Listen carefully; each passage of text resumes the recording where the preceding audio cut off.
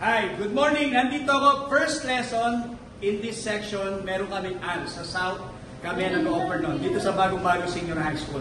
Tignan nyo kung gaano ka-exciting. First day ko pa lang to ng lesson ko. Ang ALS 1. Let's watch them.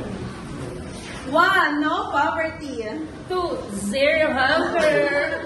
Good health and well-being. Quality education. Clean water and sanitation. Affordable and clean energy. How about group 2? Go! Number 1. No poverty. Number 2. Zero hunger. Number 3. Good health. Number 4. Quality education. Number 5, gender equality. Clean water and sanitation. Number 8. Decent work and economic growth. Very good.